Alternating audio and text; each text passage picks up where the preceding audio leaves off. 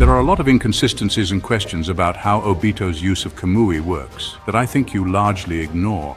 I always see several people asking for clarification on how intangibility works, but they usually just want a very baseline explanation. I think I have some deeper thoughts and questions about Kamui and intangibility specifically. I know that the true answer to most of these is just Kishimoto didn't think of it. I'm not really expecting clearly explained canon answers, but there are just some questions about Kamui that I wonder if we can head canon some explanations for. Not talking about weird semi-plot holes like Madara using long-range Kamui on himself. Maybe he just focused on his nose or something and Kakashi never thought of doing that to figure out where everything was going. But more inconsistent or weird things, specifically related to Obito's intangibility. The main question being, how intangible is intangibility? A few things we know are that Obito is never shown to be affected by any physical attacks because he's not physically present when activating Kamui. However, on a physics level, it's kind of confusing because light and sound waves still clearly pass through. We can still see Obito when he's fully intangible as well as hear him. Hell, he actually starts talking before he even manifests in the 5 Kage summit. In the manga, it's mid-Kamui. In the anime, he's not even there. So he's not there physically. We know Hinata confirms she can't see or sense his chakra, but we can still see the image left behind, as well as hear his voice. This also makes it confusing as to the difference between being fully intangible and transporting to the Kamui dimension. When the Naruto shadow clone breaks his mask, Obito is fully in the Kamui dimension and even sees and reacts to the Naruto shadow clone, which kind of implies that Obito either fully transports his consciousness along with his body when he goes fully intangible, also assuming he wouldn't be able to see or hear anything in the real world, or his senses are split between Kamui and the real world, kind of like sharing vision with paths of pain. So I wonder if absorbing himself into Kamui is just making his consciousness and presence permanently in the other dimension without the 5-minute limit and also unobserved from the outside. Several people have the question, why wouldn't a laser light-based or sound-based attack work on an intangible Obito or a sound-based genjutsu like the frog song? Does intangibility just subconsciously know to filter out chakra and allow normal particle waves in? We know there's a range on things that can be made intangible because Obito's clothes and weapons are also intangible, so there must be some kind of filter that Kamui uses. That begs the question on if Obito could make another person, or maybe more realistically a small animal he's holding intangible as well. We know that organisms on his skin become intangible because he couldn't escape Tarune's microbacteria. So it's not that living things are excluded, it seems like Kamui just has a range on what becomes intangible along with Obito because he have used it to escape Amaterasu. I know a lot of people are convinced it was Izanagi, but Kamui seems a little more likely to me.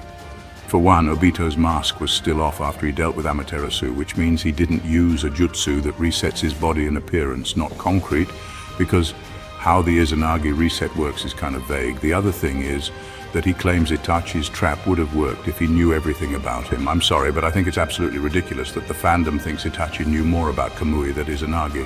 Itachi not only clearly has an intricate knowledge of Izanagi, but its much more obscure counter-jutsu Izanami.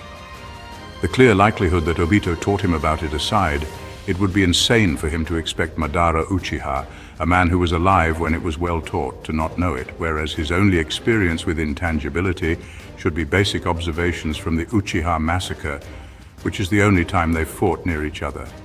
Nothing about Itachi's experiences with Obito should denote him understanding a jutsu as intricate as Kamui. Also, the databook outright says Obito warped it away, which is more likely to me than intangibility, so it seems like intangibility might have a very inconsistent range. Obito also couldn't pass through Conan's paper bombs once they were attached to his clothing.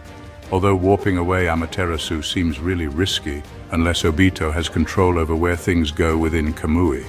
That's another thing to look at, which is how much control over Kamui does Obito have? We know that Obito can control what objects are summoned from Kamui, and not only that he can control the power of his ejection. We know because he does things like drop Fu and Tarune onto the floor right in front of him, but he also spews out giant shuriken with enough force to sever the 8 tails tentacles, which means those shuriken are either ridiculously sharp or Obito is a walking cannon. Obito's bomb blast dance also seems to rely on Kamui creating an external vortex to shape the flames in a spiral that will just engulf a target at a ridiculously wide range too. Both Obito and Madara's fire-style jutsus were the size of the 10 tails, which is massive. I should also note that the wiki implies that bomb blast dance can be used without Kamui, so IDK if Obito is just throwing wind style in with the flames to make a vortex normally. The point is, though, that Obito seems to have a lot of control over what comes out of Kamui and how fast it comes out, but does he have the same level of control on what goes in? Obito directly lets himself get punched by Kakashi after he warps him to Kamui, which seems really stupid if Obito can control where things go, because why not just send Kakashi to some other limitless corner of the dimension and then deal with him? On the contrary, Obito absorbs Fu and Torune, continues to use intangibility, and also retrieves Sasuke and Karin to fight Danzo, all in that order. So Fu and Torune were obviously nowhere near Sasuke and Karin, so maybe Obito was just under a lot of stress when he absorbed Kakashi and didn't think too hard about where to put him. Obito, having a huge level of control on where to put victims, would make sense as to why he considers landing Kamui a relative instant win.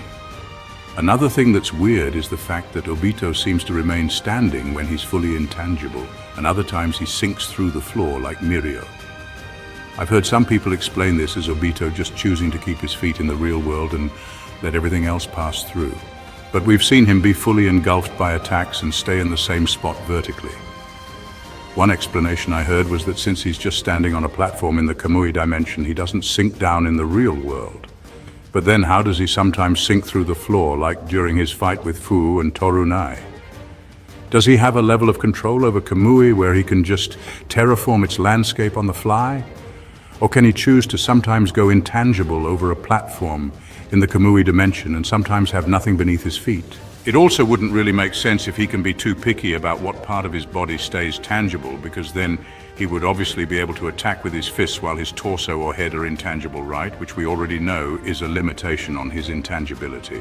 Although we do know for a fact that he uses Kamui on individual body parts depending on the situation, because we see Kakashi attack only Obito's torso from within Kamui. Another thing is Kamui's absorption speed. There seems to be a different speed for absorbing himself, absorbing other things and ejecting things. Obito oftentimes disappears or appears very slowly, but sometimes very quickly. Generally, when he ejects something, he activates the vortex first, and then things come out of it at a pretty consistent rate. When he absorbs other people, it either seems pretty slow or pretty fast, depending on the scene. It's possible that it just seems really slow against Minato because the scene is basically in slow motion. For the readers being that Obito and Minato might both be lightning speed. He also sometimes needs to grab you to absorb you, but sometimes doesn't. I don't remember about the manga, but in the anime at least, Obito doesn't even touch Fu Yamanaka before absorbing him, but he insists on grabbing Torune Aburamai, who is covered in venom beetles, to absorb him.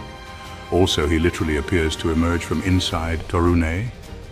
I don't know if that's just because the shot is framed weird, but I don't even know where to begin on how Obito just sometimes teleports while intangible. The last things are how it's really vague on if Kamui is conscious, subconscious, or both. Obito clearly makes choices on Kamui sometimes, but other times it almost seems to happen without him reacting.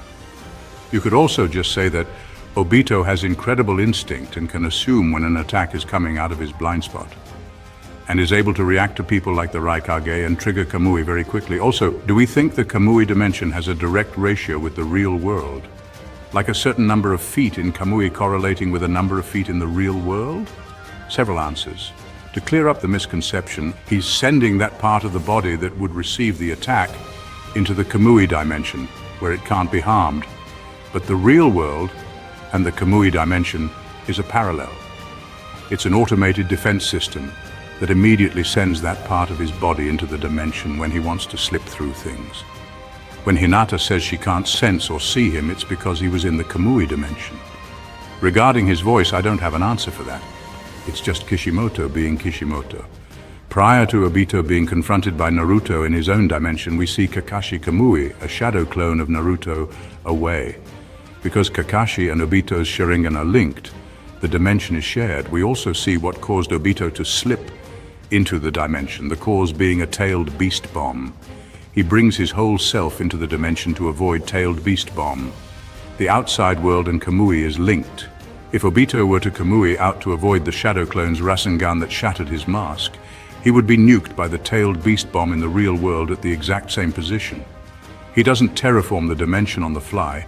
I'd say it's more closely to the Kamui dimension exists as the real world. It's just a different plane of existence. Regarding if he could have sent Kakashi to a different corner, I don't think it would have mattered, as it can be chalked up to anything. Him realizing too late that dimension is shared by himself and Kakashi, or just lazy Kishimoto writing. But I believe because Obito is the original wielder of Kamui, wherever Obito himself is standing, is the middle of the Kamui dimension. Regarding sound-based attacks, Obito would just transport his ears into the Kamui dimension. His ears would probably be floating in the Kamui dimension. This is my best guess. When he was attacking Fu and Torunai, he was playing around with them. We figure out that in order for him to attack someone, he has to rematerialize himself, aka bring his whole body out. When Torunai's punch goes through him and hits Fu on the arm, Obito sent that part of the body to the dimension. He also rematerialized to suck in the two root ninjas. That said, because he had to rematerialize, he was susceptible to the mini chakra bugs, which he just lops off his arm. Also with that said, him materializing half his body to absorb Torunai was probably an animation mistake, as he can't do one while having the other active. This brings me to Obito being hit by the automated defense Itachi planted into Sasuke's eyes. When Sasuke looks at Obito, Amaterasu auto-activated and his mask and part of his arm was on fire.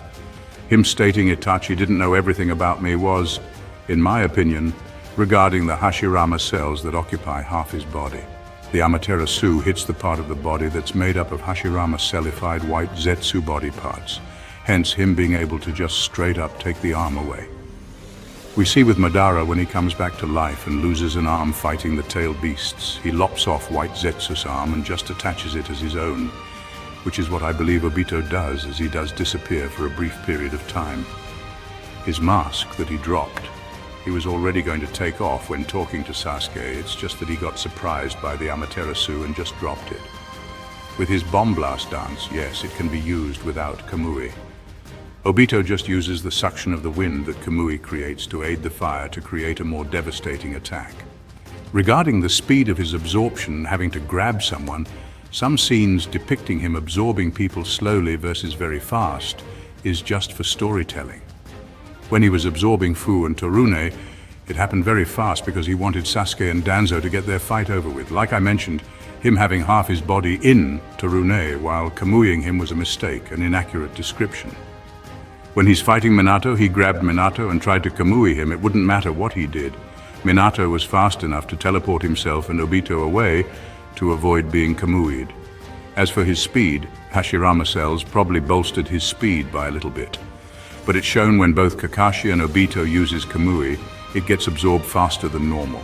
I think the best explanation would be because Obito's Sharingan is split between two people. They get one ability.